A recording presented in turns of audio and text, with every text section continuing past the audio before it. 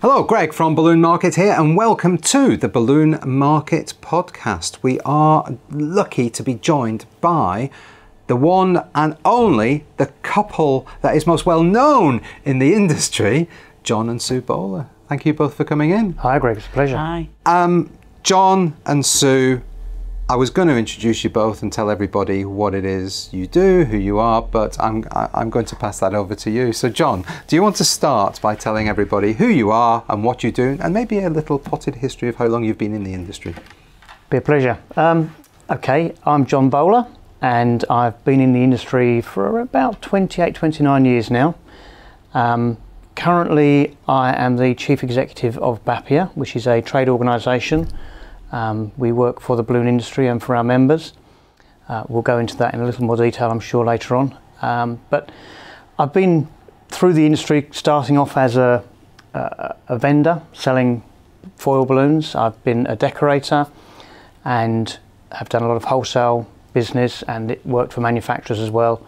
So I've kind of gone through the whole spectrum of the balloon and party industry. And as I say, I'm now Chief Executive of BAPIA, running an organisation for the members and for the industry. Fantastic, thank you. Now Sue, tell everybody about you. I'm Sue Bowler, and I've been involved in the balloon industry for a similar length of time as John. I've held a number of different roles. Currently, my main role is as an industry educator and as a blogger. I write the Very Best Balloon blog, which is a real passion of mine. I absolutely love writing it, and I also love to teach and educate people. But I've had various roles. I've worked for manufacturers, and I've also been working at college as an instructor as well. So yeah, lots of different roles. So a lot of knowledge between you. In fact, we were just saying earlier on, between you, you've got more than half a century's worth of experience in the industry. Yes. Not to make you feel old. I say yes, makes me feel very old. But yeah, I apologise for that. Anyway, the subject of the day is something that is very hot at the moment. A lot of people are talking about it within our industry. And it is, of course, balloon releases. So BAPIA has recently given, what shall I say, have recently publicly put their view forward. We've taken a position. For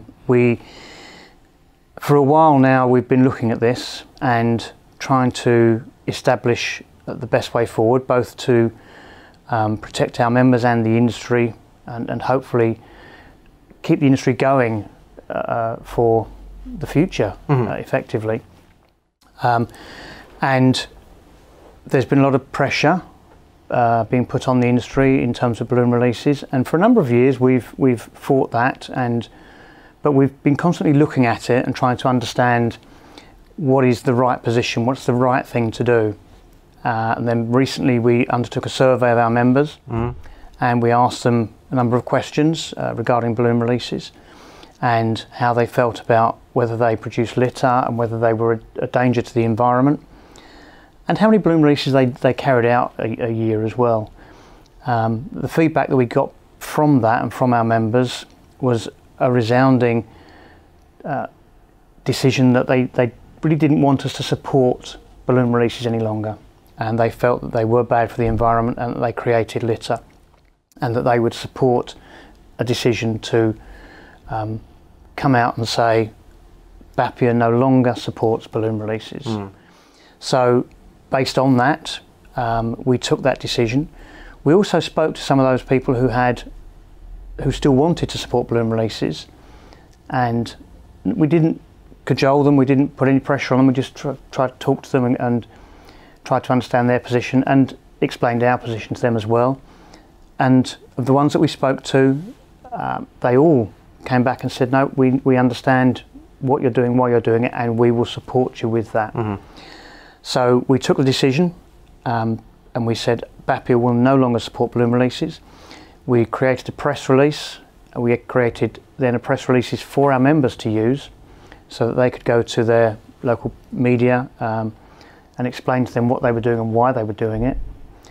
And we also created a statement with an emblem behind it that they could post in their social media, in their shops, wherever they were working, to say that they supported this decision and they were part of that decision and that they would no longer support balloon releases.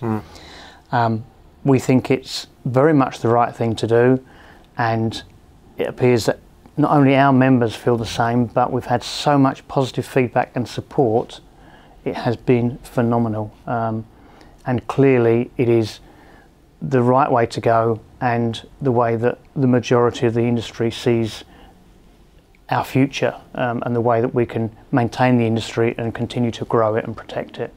Okay. So we're very happy with what we've done and very pleased, and we believe that it's the right thing to do for our members and the industry. Fantastic. I mean, I completely agree with you.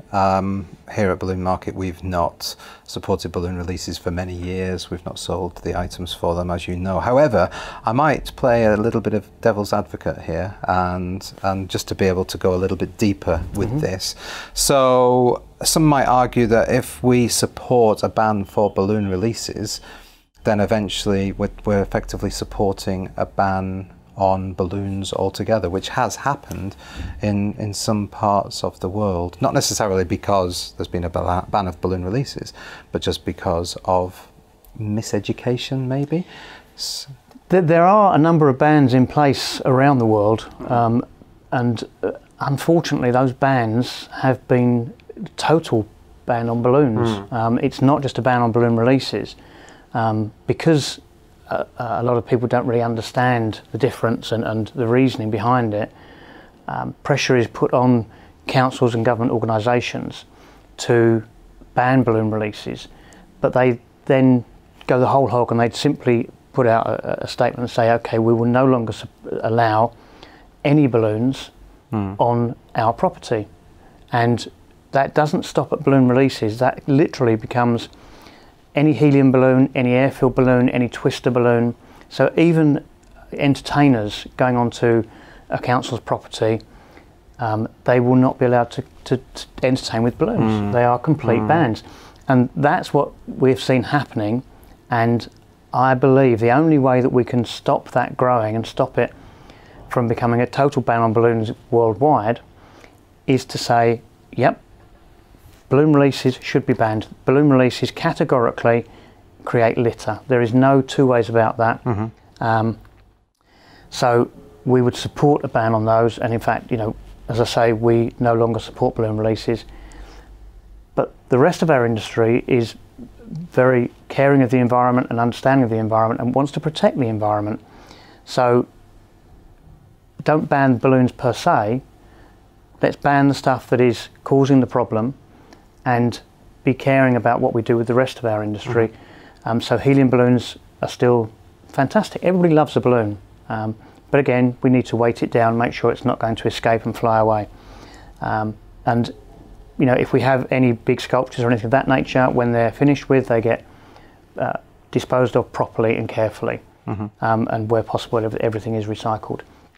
That's what it's about. That's why we took the decision, because without taking that decision and without the industry looking upon it in the same way, I genuinely believe that we will not be able to protect the industry as a whole, and we will all suffer. So we have to take action now, stand up and be counted and say, this is what we're going to do, and for the future there will be a balloon industry. What are your thoughts, Sue? I'm totally, you know, in line with John on this. I've been watching for quite a long time now the growing problems that are occurring due to balloon releases. I mean, I'm in a very fortunate position where I travel and teach around the world, and it was some years ago I was teaching in Holland, in Amsterdam, and just listening to the problems that they were experiencing with their governments then. This is probably 2-3 years ago, and the bans that were being imposed.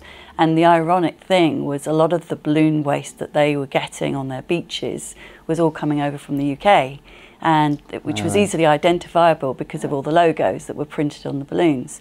So a lot of people say, oh, but you never find balloons on our beaches. Well, it all depends on wind patterns and the thermals and how the balloons move around the world. So so I've been watching this growing for some time and hearing all the problems that are occurring and getting quite sort of internally panicky about it and thinking, where is this leading? And then when PIBA set up in Australia and I was seeing what they were doing, I just thought, wow, I'm so excited that somebody is actually standing up and making a big effort to do something really, really positive. And what's really exciting about what they're doing in Australia is that they're getting results, because where they're having people anti-balloons, they're actually talking to them, they're showing them the support that we're trying to give back from the balloon industry, and they're listening. And I think that the more we do that worldwide,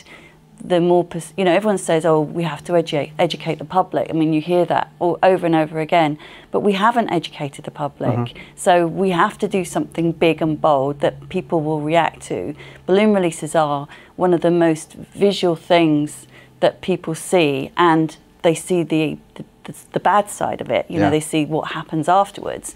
And, you know, if as an industry we can all get together and say, right, this is the stand we're going to take. I mean, it doesn't just stop at balloon releases. We do have to be more responsible. We do have to think about giving care cards to our customers about how they treat their balloons once they're finished with. You know, the pin it and bin it slogan that they've come up with in PIBA as well. It's fantastic. It's taking all these steps and showing the world, and it is the world, that we care. It's not, I remember years ago, oh, the Californian law, oh, it only happens in California. You know, it seriously, it isn't just California, it is a worldwide issue. And I get very upset when I look at Facebook or and you know, social media sites, and you see somebody releasing a rosary chain, or you see, I mean, literally about 2 weeks in Russia, somebody proudly posted some photographs of like sort of topiary balls being let off, and I just thought, you have no idea. You really, you know, it really is a problem. So we have to get together to do this. We do. I think that's a really good point. What you just made there is that people. It's not that they've got the public. It's not that they've got an opinion one way or the other. It just doesn't even enter their minds. It's not a thing that they're giving any consideration to. And the little Alfie Evans thing that happened recently, people that were buying balloons and releasing balloons to commemorate him, they weren't thinking about the impact on the environment or anything like that. It was just a really nice sentiment that they were doing that. But we need to educate, and I know a lot of people use balloon releases for that sort of thing now. And even if it's only a single balloon, it's still you're still releasing a balloon. You're still littering, however you look at it. And as you say, John, you're absolutely right that there's no way to not look at it as littering, really. And that's one of the issues I think we've got as an industry, trying to show people that actually it is littering. I was reading a dissertation recently that was published in, I think, 2012, and the dissertation was written about balloon releases and the impact they have on the environment. And it's very difficult to trace what happens to a balloon, because once it goes up, you have no control over it. You have absolutely zero control. Well, this dissertation, they were doing some testing, and of the balloons that had been released, they were only able to track a tiny number of them. But of those that they were able to track, of each balloon, approximately 85% were found with more than half of the balloon still in one piece. The balance had gone up and obviously had shattered into smaller pieces.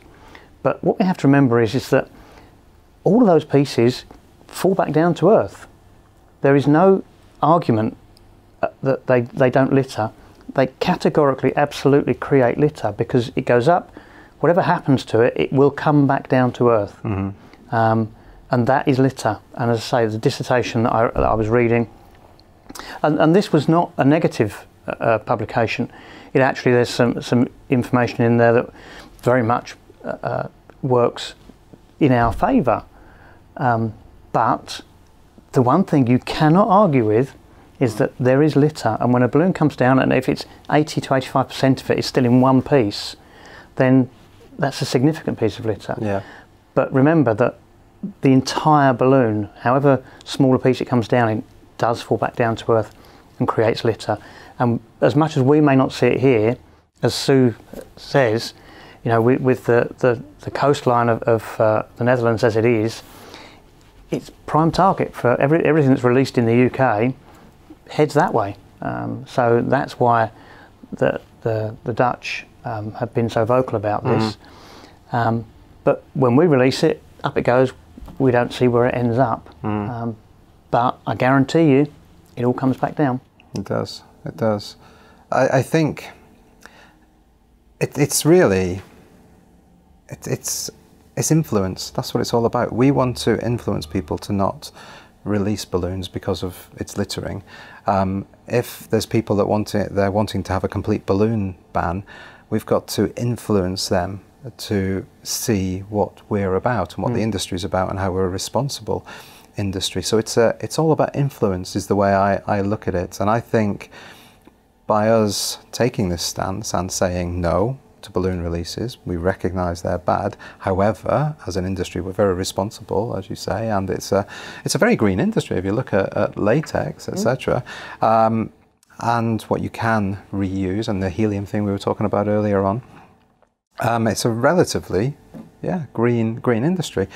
But if we can take that step and say, yeah, we don't support balloon releases, doesn't that make us far more influential with people that might just have had a couple of snippets, heard something in the pub, heard something on TV, seen something on TV, or on Facebook, even worse, on social media, that there's somebody with a picture of lots of balloons, and they instantly just think, okay, balloons are bad.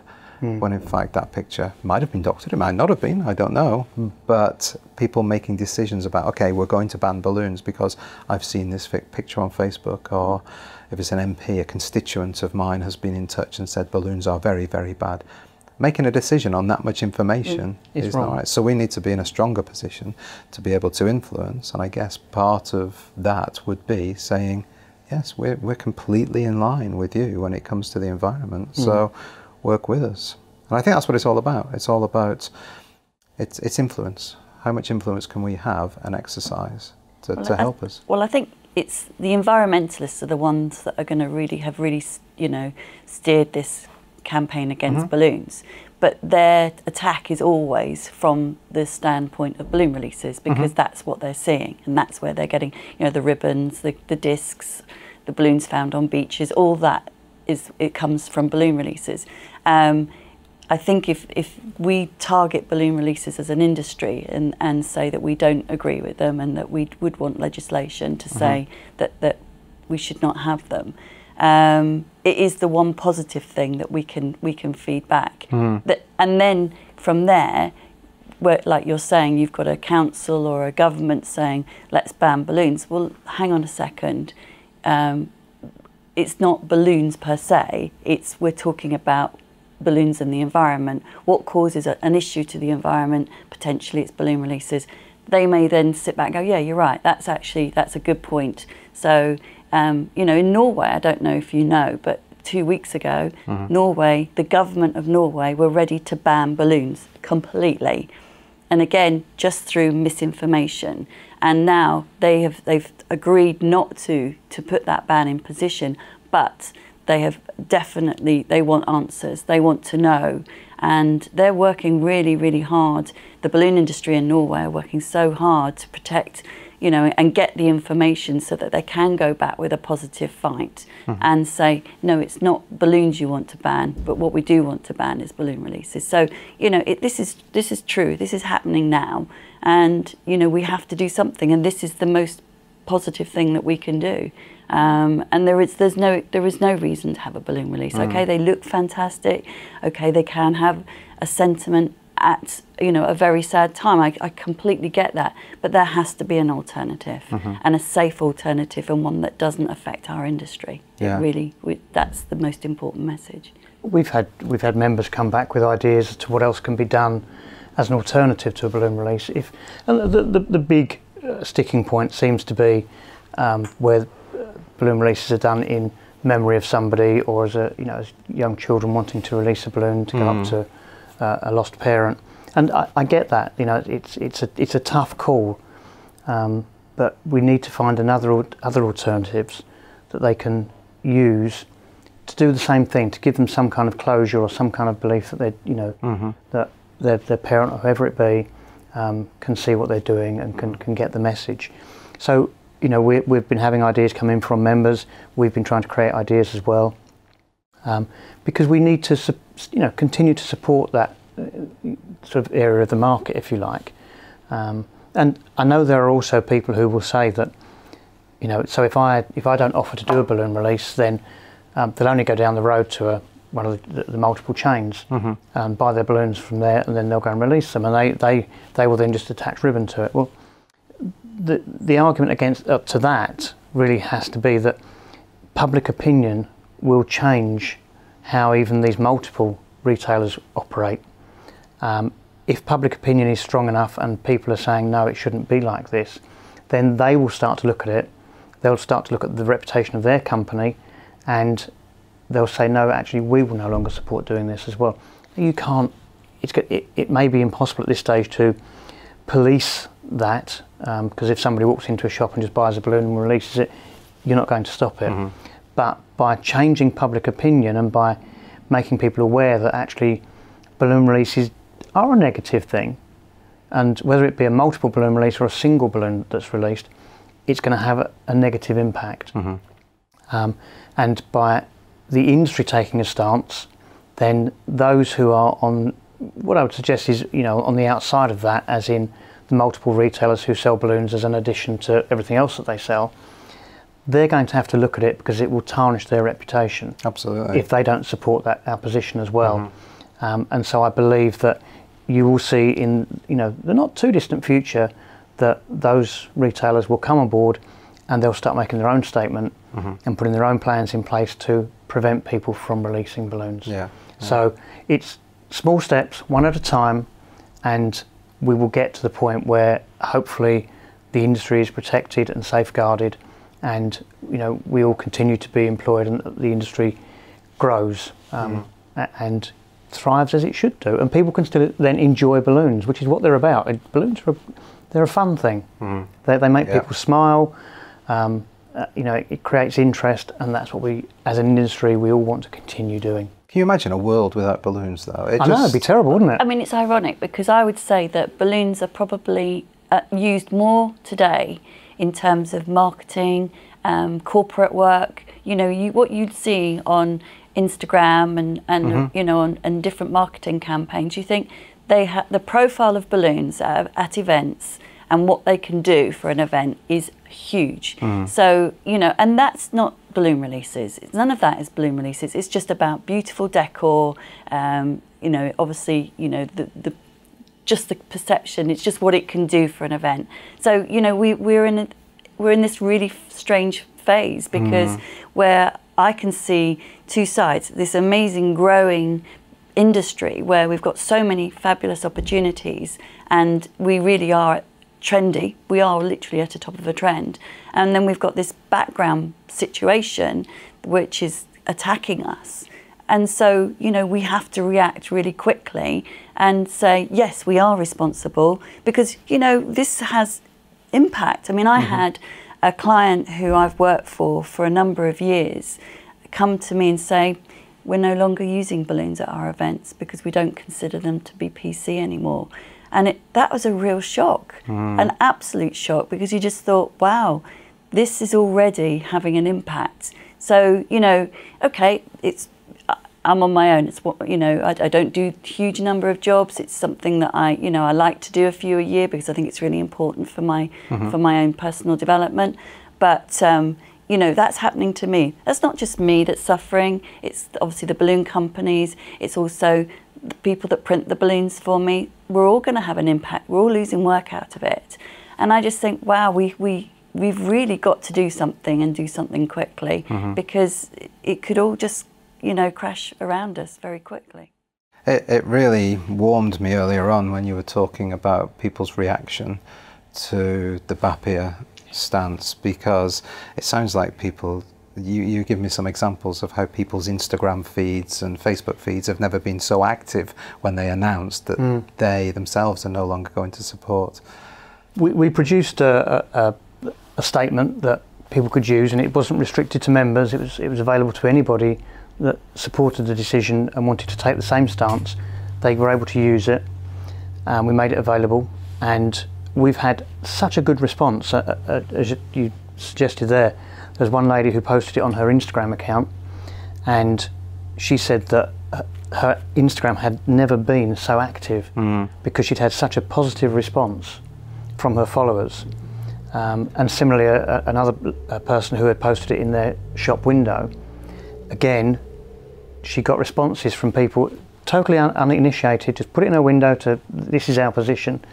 And she had people come back who said, really support what you're doing, think it's a fantastic move, and we will support you in what you're doing as well.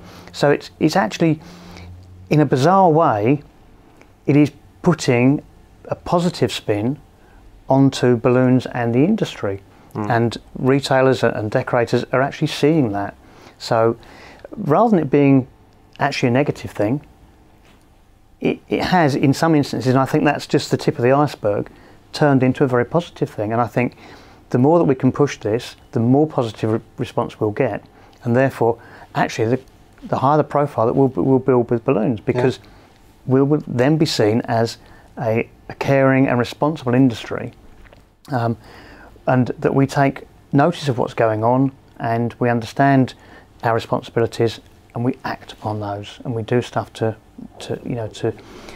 put it right, and make sure that we're being as environmentally friendly as we possibly can be. And as you say, the balloon industry is actually a very environmentally responsible industry anyway. With the latex, the trees that are grown to produce the latex, they all serve a purpose in this world. And they help to generate, our atmosphere and everything. And it really is a green industry. So let's be responsible about one part of it and continue to protect it. Yeah, absolutely. I think it is interesting, that whole social media side, because I think that's how the word will get out. I think it's just going to be, people are going to be surprised. There's a balloon shop that doesn't offer balloon releases. How great is this? Because those are probably the same people that if you did a balloon release, they'd be attacking you, saying, think of the animals, think of the environment, think of everything else. And I think it's an amazing tool to have, social media.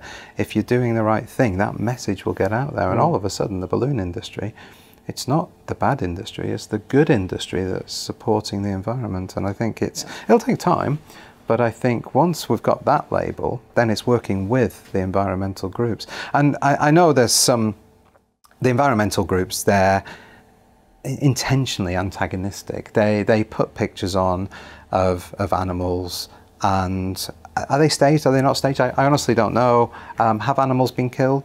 Yeah, very, very probably, because if people are releasing things with valves, with ribbon, it's very, very likely. And of course, that plays on people's hearts.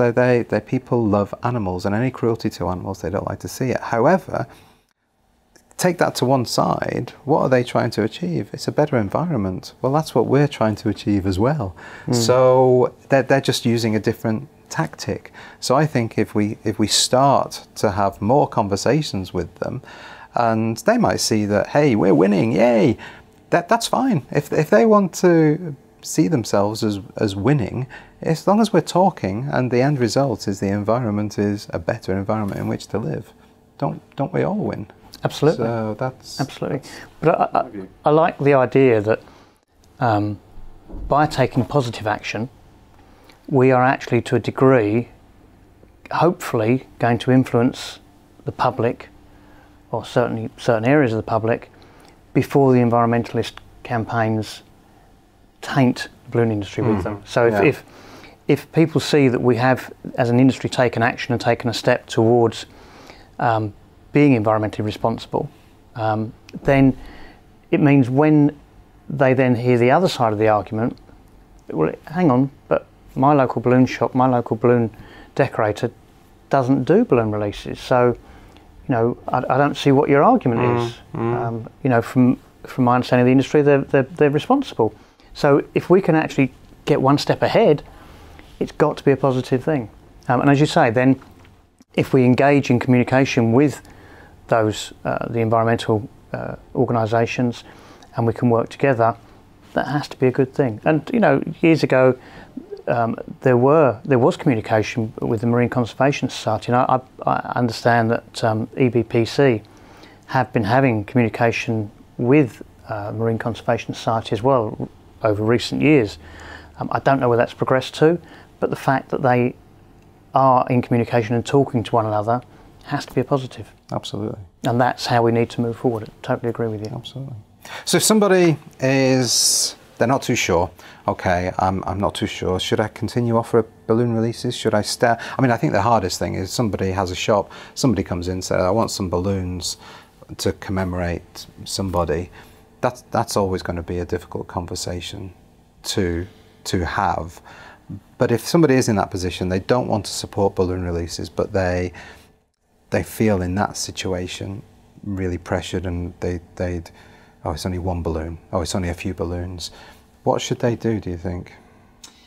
For me, I think they should explain to them their reasoning behind not wanting to offer them balloons for release. And I think many people will understand that. There will always be a few who won't. But if you can then offer something as an alternative.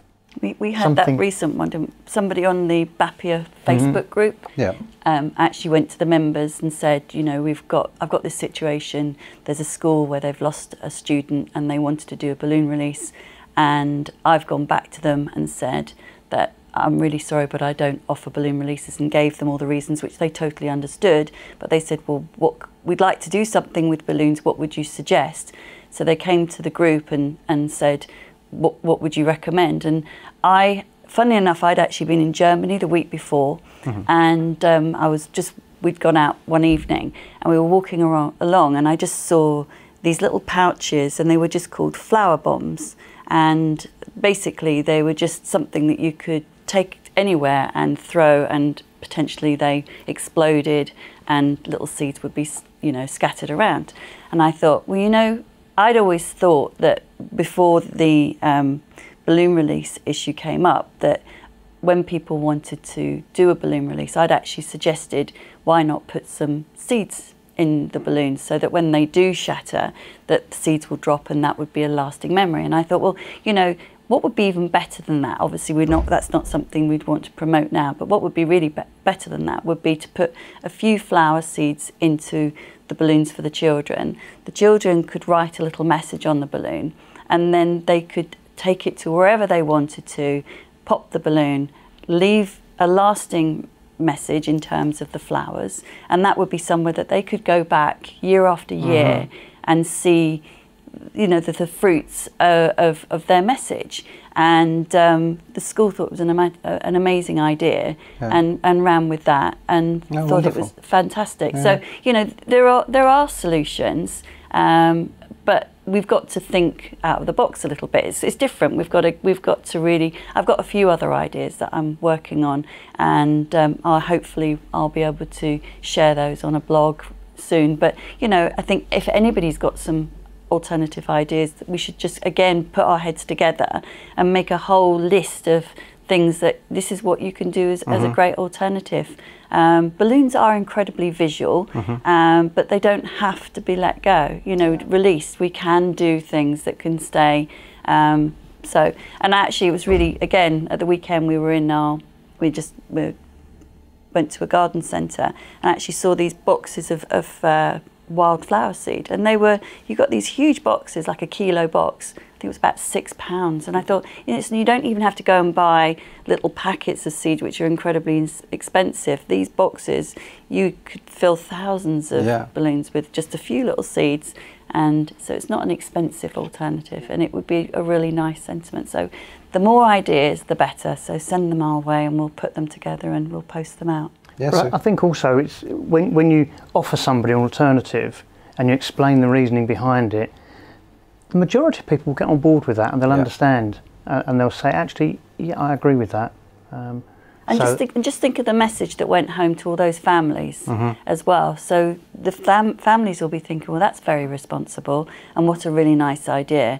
And that word will spread. Potentially that could make the media. So the more positive things that we do like that, the better it's going to be, you know, overall. It's just going to show that we are thinking and we are taking responsible action. So no, I think there was again the Grenfell disaster anniversary recently. A member posted, you know, please, whilst, you know, we fully understand your grief, but please let's not release balloons. Let's find an alternative for you to prevent this. I just think it's very really positive that, you know, people are getting on board with this, both within and outside of the industry, and they are confronting what are really very tender situations, and they're prepared to sort of say, look, yes, I totally understand that this is not to be sniffed at, but we want to help you to remember, but in an environmentally friendly way, and so that there is no comeback on anybody. Because again, you know, those people who, if they were to carry out a balloon release, it's as likely that they will be attacked or get negative feedback, Absolutely. which is only going to distress them even more. So it does benefit everybody if we all give the same message, and we look to work with people to give them alternative solutions and some way to commemorate and remember the people that they've lost. And yeah, hopefully we can all get on board with that and make it happen. Fantastic. So what can people do? What should we all be doing? I've made some suggestions. I mean, let's very quickly talk about PEBA. We've talked about PEBA before, the Pro Environment Balloon Alliance over in Australia. Join that. Absolutely. Yeah. What else? What else can people be doing to We created support the balloon statement that people can download, and they can post, again, they can put it on their social media, on their website, in shop windows, so that people, it just helps to understand, for their customers to understand, so they can download that. We created a press release statement that they can use for themselves, and potentially that, you know, sending that out to their local press, to the local media, will generate interest. And that, you know, with some luck and on a quiet news day, if you like, the media will then approach them and ask, what's this about? And it will get some coverage. So it will also give them potentially a little more marketing. Come up with other ideas as to what you can offer in replace of a balloon release. And just support the whole project, really support. I mean, PEBA are very influential in this. You know, I'm not for 1 minute suggesting that this is a complete BAPIA initiative. It's not. BAPIA is simply working with our members and in the UK balloon industry. As I say, EBPC, they took the same stance a couple of years ago, and they stopped supporting balloon releases. They also, just so to add to that, on the EBPC website, there are some really fabulous resources that you can download as a decorator or retailer that you can use as your campaign to things, as I was talking about earlier, things like care cards, and just to make public more aware of, it's not, you know, just balloons in general, about, you know, the choking hazards and all the different things that we do need to think about, but, you know, maybe just sharpening up our practices as retailer decorators and making sure that we are thinking constantly about the environment and educate, you know, giving customers information about throwing their balloons away responsibly, disposing of them responsibility. Just all those different things. If we can just all grow, and, you know, we'll be doing more with BAPIA in terms of, you know, giving people information. But definitely, as we said, PEBA and the European Balloon Council have got so many fabulous resources, and I think that, you know, we can all grow from there. I love the pin it and bin it. So do I. I think that's a great thing. It's just so clear. And so I think that's really good. And you mentioned weights earlier as well, attaching weight. We were actually at Poulton's Park last weekend, which is an amusement park not too far from here, and they sell balloons. The Peppa Pig world is part of it, so they obviously sell thousands. I believe it's 10,000 Peppa Pig balloons a year, or maybe even more than that.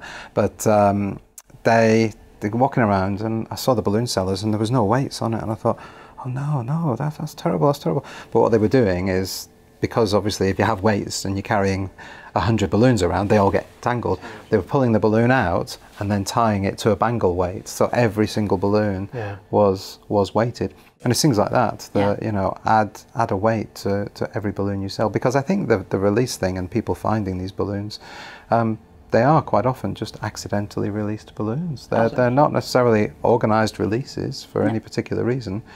It's little Johnny who's 18 months old releasing his balloon.